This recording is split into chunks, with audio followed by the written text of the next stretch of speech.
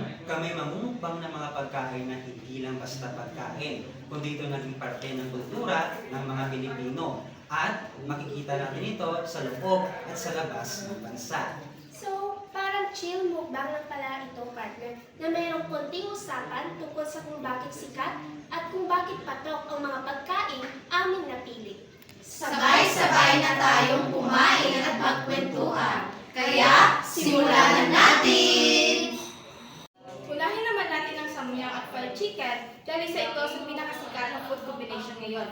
Lagi itong ginagawang challenge at reactions dahil sa sobrang spicy at satisfying nito. Ayan guys.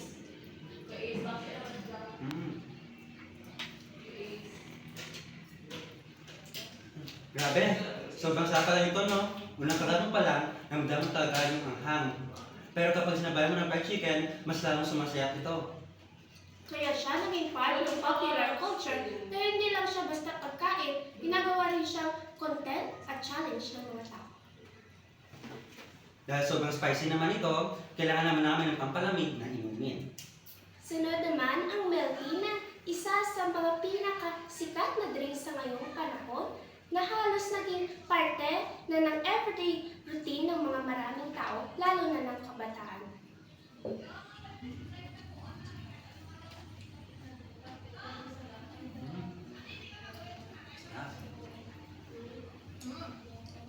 Perfect talaga to after ng maanghang na pagkain. Parang comfort food na rin siya ngayon. Hindi lang basta inumin, kundi reward na rin after a long tiring day.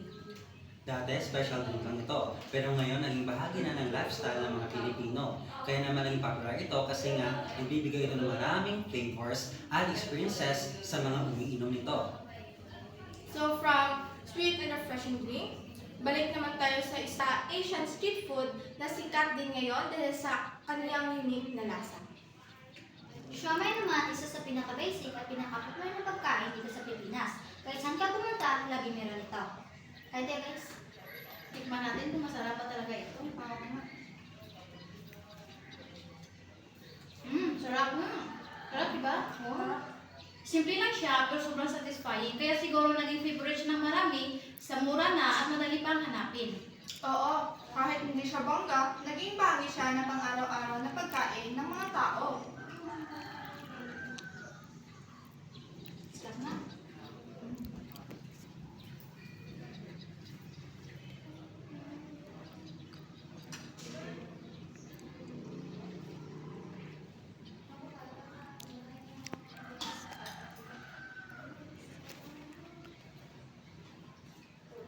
Simula sa simpleng pagkain sa kanto, punta naman tayo sa pagkain na palaging kasama sa salo-salo at hindi mawawala sa handaan. Pizza naman, isa sa pinaka-popular na pagkain na hindi nawawala kahit anong henerasyon. Kahit saan ka pumunta, meron at meron ito. Tara, kain tayo. Tara. Sobrang sarap na. Tikman mo. Hindi makuna. Kaya ito ang naging paborito kong pagkain. Masarap na at nakakabusog pa, lalo na pag may kasama.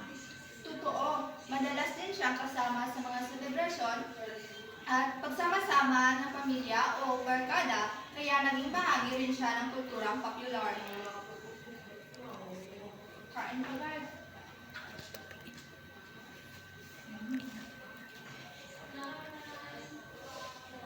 Sarap, di ba?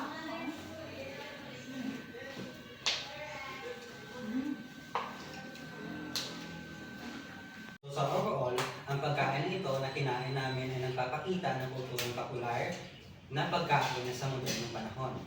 Hindi lang siya basta pagkain mismo, kundi experience at influence at kung paano siya pinakatangkilik ng maraming tao. Makikita natin na nag-evolve talaga ang food culture ngayon.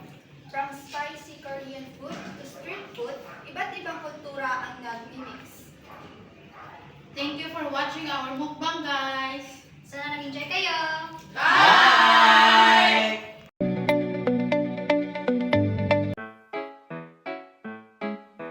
Do-ba-do-ba-do-ba-do. Bakit patok ang mga pagkain aming napili? At sa labas ng bansa. Kung ikaw ay akin, totoo sa aking paneng. Oh my God, what is that? Sarap na.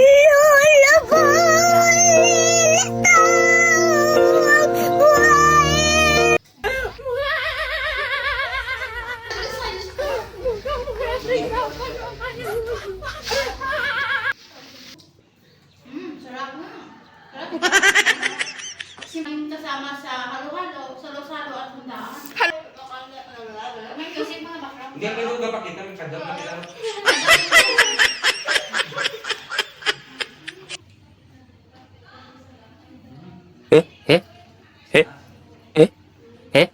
Asian food, street food.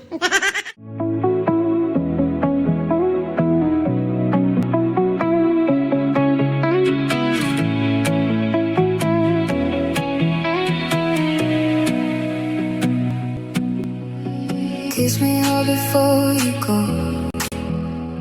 Summertime sadness. I just wanted you to know